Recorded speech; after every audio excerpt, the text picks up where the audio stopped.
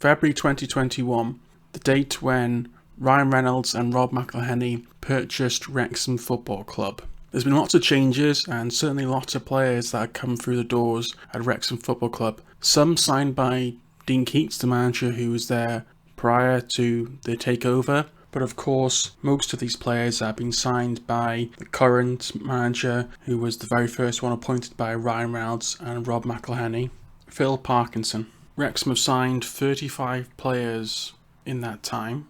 So I'm going to now, as the title of this video states, rank every single player that Wrexham Football Club have brought through since the initial takeover, with a couple of caveats with that. So if a player that's been brought by the club but has not made even a bench appearance, as in if they haven't been involved in the squad at all, so for it to be on this list, the player will have to have been on the bench at the minimum.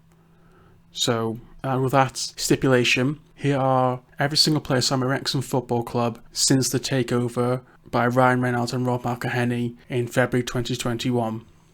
So we're actually going to do the first 4 rather quickly. They're kind of interchangeable really. So 32, 33, 34 and 35. So all of these players have not made a single appearance, or rather did not make a single appearance for Wrexham during their time with the club.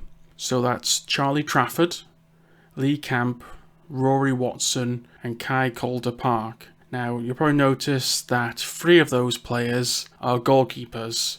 They were signed to cover injuries. So Lee Camp was signed at the end of the 2021-2022 season as cover because Langton was injured and we had Dibble as the goalkeeper. Perhaps maybe they could have had Lee Camp take the place of Dibble in that initial period, but I don't think Parkinson really wanted to break the confidence of Dibble by bringing in a goalkeeper, then instantly relegating him when he had that chance. He wanted to give him that opportunity, and who knows what could have happened. We don't know whether or not that would make a difference. And since leaving Wrexham, Lee Camp doesn't appear to have signed for another club and looks to have almost effectively retired. Charlie Trafford, he spent a short time at Wrexham. Initially signed to see if he could actually do something with Wrexham. He'd spent some time in Finland, Poland and Scotland before coming to Wrexham, but couldn't break into the first team, or rather couldn't even make an appearance, and has since moved back to Canada for Cavalry FC.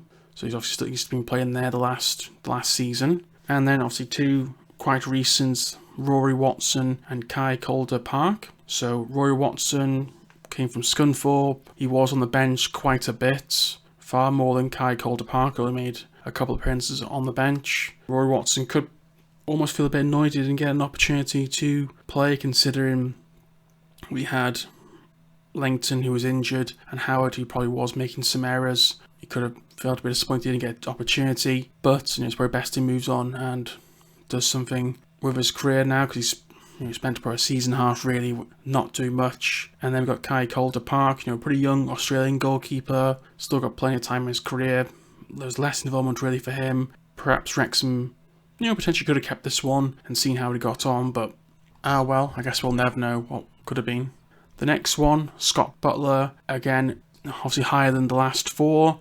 Made 1 appearance for the team. He was only a youth player really, still with the club because we've excised an extension on his contract. Made 1 appearance in the trophy, but has appeared on the bench 3 times elsewhere. We might see how he's going to move along, but obviously quite low on the list. But obviously that is because he's only made the 1 appearance, but better than last, like the other players on this list, which could say it's harsh or not.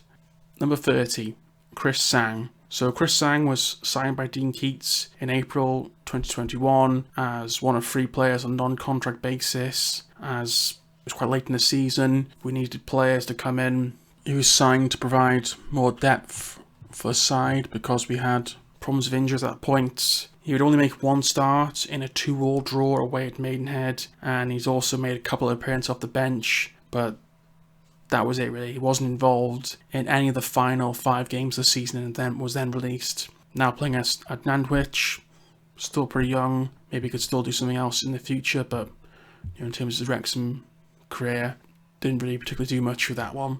Number 29, Keanu Marsh-Brown. This wasn't a player who perhaps perhaps a little bit more was expected. He was obviously again signed by Dean Keats in April 2021, again on non-contract terms. He's made only 3 appearances in total, slightly more minutes than Chris Sang. He had 1 start, but had more appearances on the bench than Chris Sang. Considering he was part of the Forest Green team that won promotion to the Football League in 2016-2017, perhaps more was expected from him. The only start he did make was a 3-0 home defeat to Stockport, and after that, not much happened really. Like I said, a couple off the bench, but that was about it for Keanu Marsh. The next one, current player, Billy Waters. So maybe you think this is harsh, he's a bit low down the list, but he's only made 1 appearance for Wrexham. He's only very recently joined the club from Barrow. It looked like he perhaps on his debut could have scored away at Torquay, and maybe you could think he's almost a bit unlucky that he's not had more appearances towards the end of the season. Perhaps couldn't give opportunities, but he's still got a couple more years on his contract with Wrexham. I think he'll get more games as we progress in the Football League, and probably in the Papa John's Trophy or League Cup or something like that. So I think in a future version of this list, I think he will be a bit higher up as hopefully he gets more opportunities in a year or two. Number 27, David Jones. So initially signed by Phil Parkinson, mainly as a player coach. He didn't play too many games, though he did start the first game of the Phil Parkinson era and did get a debut goal and a 2-2 draw away at Solihull. Though throughout the 2021-22 season, he's been more used on the bench as backup. He did get a red card when he was sent off against Woking at home. By the end, he hadn't really appeared that much on the bench and was only getting an occasional appearance on the bench in cups, not really in the league involved at all.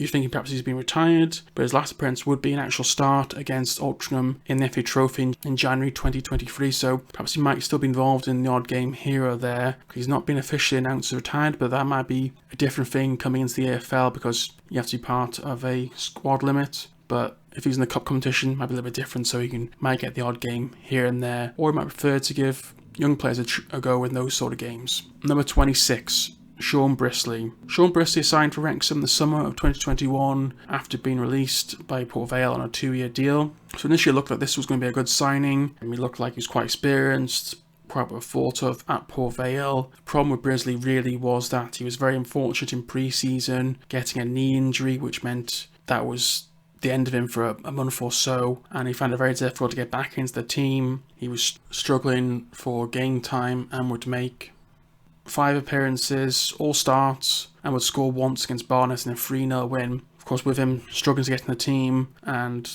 there's fitness issues due to pre-season problems, and with Wrexham signing more and more defenders, Brisley decided it was best to move on, and he would leave by mutual consent in the summer of 2022, and has now recently signed for Alfreton Town in the Conference North.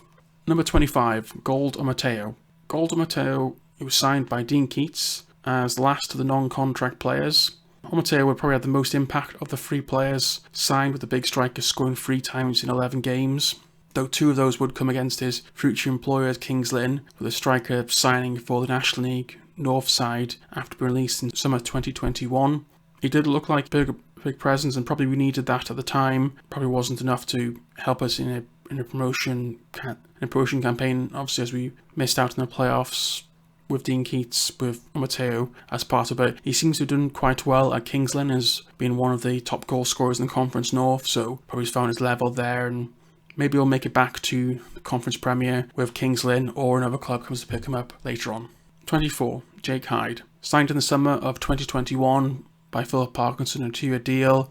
Hyde initially appeared to potentially be the main striker for Wrexham, with a good record at Halifax and Woking in the previous seasons, though unfortunately for Hyde, he also has a problem with injuries, which he also had at Wrexham. The situation for Hyde probably didn't help too much that Wrexham brought in Ollie Palmer to help complement Mullin, so that meant even if he was getting fit, he wasn't going to displace Mullin or Palmer. He did almost get the goal at Wembley, but it was ruled out for offside, but that would be the last of it for Hyde, as he would spend second year of his contract on loan at Southend, where again he also had problems with injuries and has now been released with his contract now expired at Wrexham. Cameron Green, another player who was signed on non-contract terms basis by Dean Keats. Green was left back and actually had a highlighted appearance in the first season of Welcome to Wrexham. Green made most of his appearances for Dean Keats at the end of the 2020-2021 season, though after the appointment of Parkinson, Green would start to struggle for starts and appearances, with Green deciding it's probably best for his career to move on to try and get first team football with St Albans. And since his release from Wrexham at the end of the 2021-22 season, he's now playing for Bromley, or at least he's been signed by Bromley, so hopefully that's the start of him to get first team football in the National League and he can push on and maybe become a decent regular left back in this division. Number 22, Tyler French. So this is a slight technicality. French was actually signed just before Rob and Ryan purchased the club, but was only signed due to Rob and Ryan actually making a donation to the club, because the club was at the time was restricted by the transfer window in terms of contracted players, while other clubs in the division were not. So French was a promising young centre-back and was an option for Wrexham at right back. Coming from Bradford, he wanted to get more appearances and see what he could do, but ultimately he found himself having difficulties in terms of appearances as Wrexham brought in experienced options. So when an offer came in for Tyler French from Dundee in the Scottish Championship, it made sense for Tyler to move on to this new opportunity for him. Dundee have ultimately won promotion from the Scottish Championship and have moved on to the Scottish Premiership, though unfortunately for Tyler French, he did suffer a serious leg injury in January 2023, which ultimately ruled him out for the rest of the season. Hopefully he can get back to fitness and get back to playing for Dundee in the Scottish Premiership in the next season. 21. Dior Angus. Second technicality. So like French, Angus was signed just before Rob and Ryan bought the club, but of course if they didn't make that donation to the club, Angus wouldn't have been brought through. So as a pacey striker / winger, Angus was a pretty good option for Wrexham near the end of the 2020-21 season, where Angus got most of his appearances and goals. Though following the change in manager situation, Angus would find it difficult to get back into the side and he'd only make 4 starts for Parkinson. Angus would shortly leave Wrexham for Harrogate Town, but he's only made a few limited appearances for his new side. 20. Bryce Hosanna. So Bryce signed for Wrexham in August 2021, so the pacey right back / wing back looked like a good fit for Parkinson's 3-5-2 formation, and as someone with a young player with plenty of potential, it could be a good option for him as a place he could develop and make good into the Football League. But unfortunately for Hosanna, he's been blighted by a bit of misfortune and injury issues during his time at the racecourse. So Bryce was actually sent off against Maidenhead for throwing an elbow, but it was actually Mullen who delivered the elbow. Of course, this would be overturned. He would also get his first goal for the club ruled out when a waterlogged pitch at Aldershot resulted in the game being abandoned. Despite some of these problems, Hosanna was given a further 12-month contract extension, so there's still plenty of time for him to develop. I mean, it has been quite difficult for him in 22-23, with several injuries, has made it difficult for him to challenge Ford and Barn for a spot in the starting 11, and these injuries have come for a bad spot for him, because even when we had Ford and Hal Johnson out, he wasn't able to break through because of these recurring issues, and that's essentially one of the reasons that Wrexham moved for Barrett to have someone who's been more consistent. Hopefully Hosanna can get over some of these injury issues and still be a good option for Wrexham moving forward, but we'll have to wait and see with that one. 19. Harry Lennon. So another prop player who's had injury problems. Lennon was signed from the recently relegated Southend after having several seasons hampered by injuries. Lennon did struggle to play game to game, but he was rested to give him opportunity to impress. So rather, when it was a Tuesday, Saturday, he wouldn't play the Tuesday to give him a chance to recover. And when he did play, it did appear as if he was one of the best defenders at the club. He was given a further 12 months to impress following his initial 1-year contract. But again, he still found it difficult to get back in the team and to build his fitness. At the end of the 2022-23 season, he decided to retire from football due to his recurring injuries, which obviously is a shame, but hopefully he can move into another career, perhaps in coaching or whatever he prefers to do moving forward. 18. Liam McElhenney. So this is one of the first signings by Phil Parkinson. The former Morecambe winger has been used as a bit of a utility man by Parkinson, mainly playing at left back / left wing back. McElhenney has appeared over 50 times for Wrexham, but mostly coming off the bench. McElhenney made the majority of his appearances in the first half of the season, and he's made less than 20 appearances in his second season and only 5 starts. He has been given a further 12-month contract, so probably Parkinson is seeing a bit of value in keeping it for another year as a utility man as we move into the Football League. 17. Callum McFadden. McFadden was one of 3 signings in January 22 where Wrexham needed reinforcements to push ourselves on towards a title challenge. He was a regular at left back / left wing back towards the end of that season, and of course he's made further appearances in 22-23 as at the end of that 2021-22 season he essentially became more of the first team left back because we didn't really have someone at left back who was a natural left back, because we had McElhenney was probably the more consistent player of that area, but McFadden was a better option for that. And he has had plenty of appearances in 2023 due to Mendy, the other left back / left wing back, who came in, but he had some injury issues, so it allowed McFadden to get playing chances, and he did obviously get himself sent off against Barnet, which was a bit of a silly situation, but he's still a pretty solid left wing back option for Wrexham, and will still be useful moving forward most likely.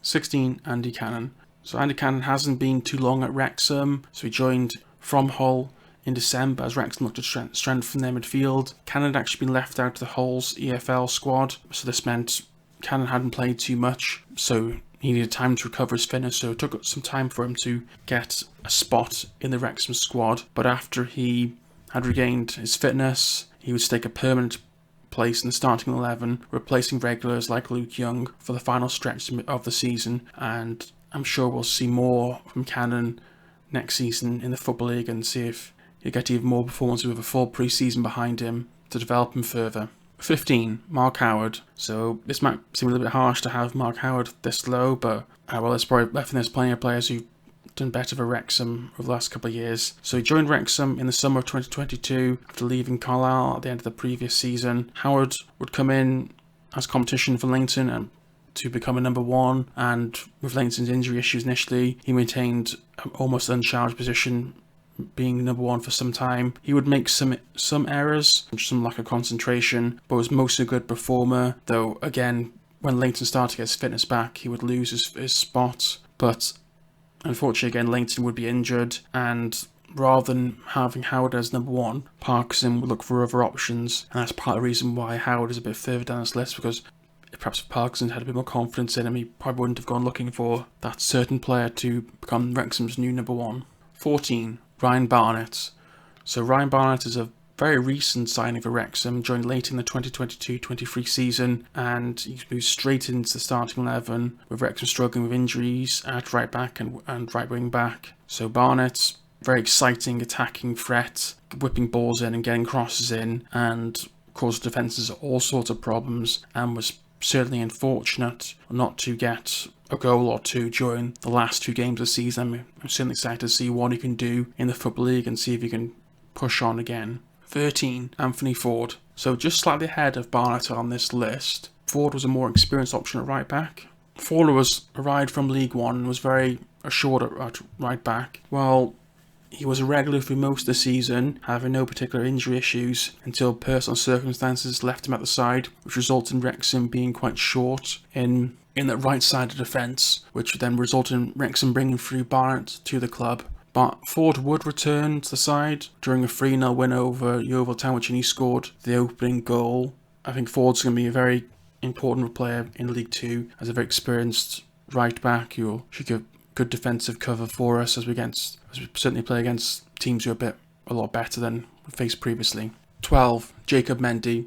Jacob Mendy arrived at Wrexham in the summer of 2022 from Bournemouth, and it did take a bit of time for him to break into the first team ahead of McFadden. Obviously, unfortunately for Mendy, he would suffer from a couple of periods of injuries, which did result in breaking up his attacking play, which is a bit unusual considering he played over 50 times for Bournemouth in the previous season. Mendy was a bit more attacking option at left wing back, and after he got over some bits of injuries, it was in the final stages of the 2022-23 season that he would show his attacking ability and scored one of the vital goals in our decider against Notts County. And even recently, his performances for Wrexham has gained him an international call-up, so I'm certainly hoping that Mendy can progress further and hope he's having a good campaign into League 2 and maybe even to League 1. Number 11, Sam Dalby. So Dalby would join Wrexham as part of a deal which meant that Hyde moved across to Southend. So Dalby was a bit more like an option for Palmer, which initially he found it difficult to get game time with Palmer playing well, and Dalby was only getting a few minutes off the bench with each opportunity. But his big break would come in the FA Cup, where Dalby would score openers against Oldham and Coventry, which seemed to be the breakthrough for him, and he would get more and more chances. And in the second half of the season, he was getting more and more starts, with Palmer being rested as he struggled with some injuries. A particularly important goal was away at Aldershot, where after initially getting a good lead, Aldershot had levelled it up 3-3, and Dalby grabbed a last-minute winner to win the game for us. I can certainly see Sam rising up the list in the future as he develops further and move into the Football League. Moving to the top 10, Owen O'Connell. So it appeared at Wrexham we're going to have a major injury crisis in January 2023, with Hayden and Hunnicliffe suffering bad injuries against Sheffield United in the FA Cup at home. So Parkinson had to move quickly and brought in O'Connell from Charlton, and an experienced defender. He made an immediate impact in the game against Altrincham, scoring his debut to earn Wrexham a dramatic victory. O'Connell would remain a regular in the side for the remainder of the season alongside Tozer, as Wrexham won promotion to the Football League. A very steady hand, very experienced player who allowed Wrexham to have that stability in the defence that we needed, with so much chopping and changing that was going due to unfortunate injuries. 9. Tom O'Connor. Arriving in January 2022, O'Connor would have a slow start to his Wrexham career. With the initial season he joined, he struggled with injuries.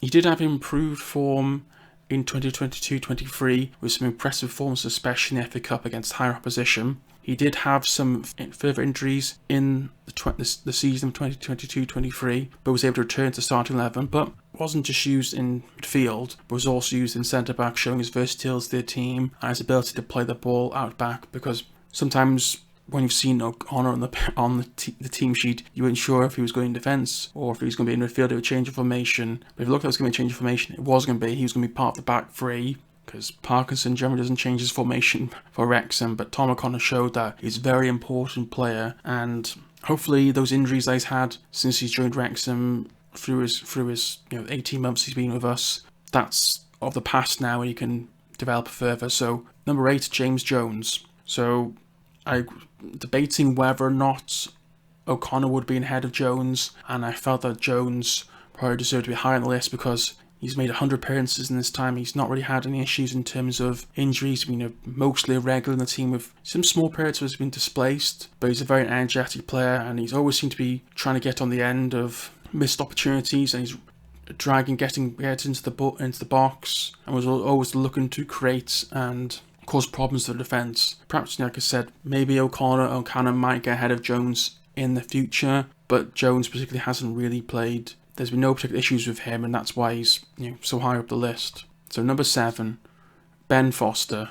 So sometimes players who play a lot of games like Jones get high up the list, but in terms of Foster, he only played 8 games, but that save against Notts County, the penalty save, is probably the reason why Foster is so high up this list. Very experienced. Everyone was shocked that he did join Wrexham, but he proved what a fantastic goalkeeper he is, and he's staying for another season, and we're going to see just what he can do with a full season, and I'm sure there'll be plenty of Forest-cast moments to come over the course of the next season, which should be a lot of fun. Number 6, Jordan Tunnicliffe. So Jordan Tunnicliffe joined Wrexham summer 2022. He joined Wrexham after leaving Crawley, and though he didn't start initially, he would make his debut against Blythe Spartans at home in the FA Cup. After this, Tunnicliffe would be a regular and help strengthen Wrexham's defence, and he certainly looked like a fantastic player once he was in that defensive three, though he did unfortunately suffer a potentially season-ending injury against Sheffield United,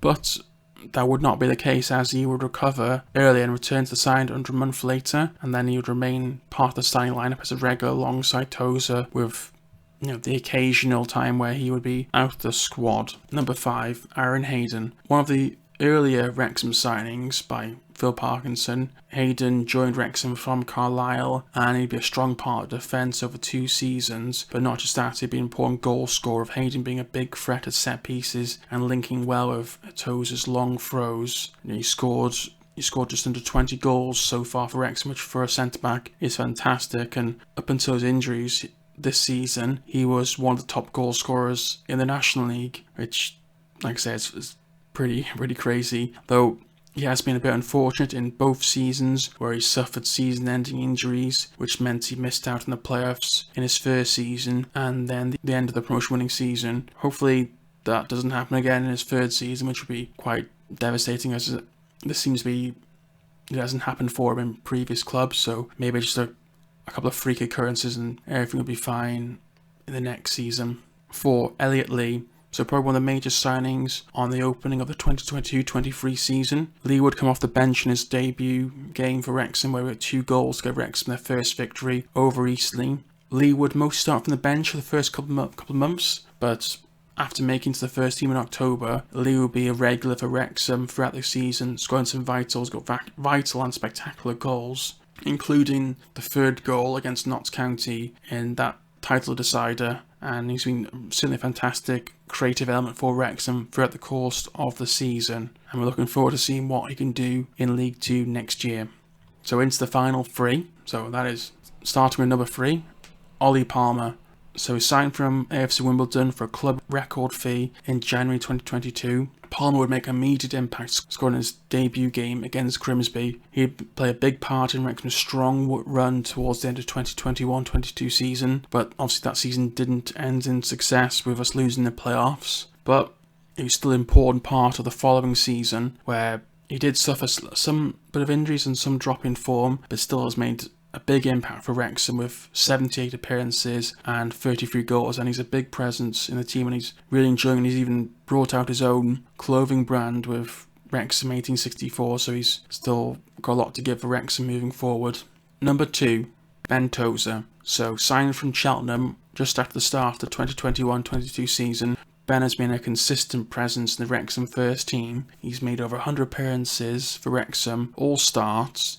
He's been able to handle multiple defensive shifts and changes and partners as Wrexham centre-backs. Quite a few seem to be getting injured quite a bit, but he's been able to maintain himself throughout both seasons. There have been a couple of niggles here and there with slight issues, but mostly over the last 100 games, you could say Ben Tozer has been a consistent performer throughout the campaign. I mean, he was also made club captain and leads the team when Young doesn't play, but he's got that important leadership role at the back, and I think he's certainly helping development of young Max Cleworth as he certainly tries to develop in the first team. And of course, he's won promotion with Cheltenham the season before he joined Wrexham. He'll be a big important player for us moving forward. And of course, everyone knows about Ben Tozer's long throws, which have resulted in so many goal scoring opportunities for Wrexham in the last couple of years. I'm sure we'll see more of that in the Football League. So there we go. Number 1, who else could it be but Paul Mullen? I mean, is it really shocked that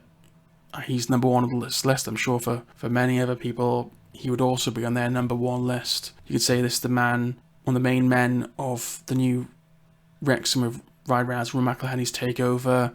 He scored 79 goals in 97 appearances so far. Big time player, doesn't really hide away. Scored goals for Wrexham in the big games, and he did join Wrexham with big expectations, being the top goal scorer for Cambridge in the 2020-21 season. But he certainly didn't fail in this regard.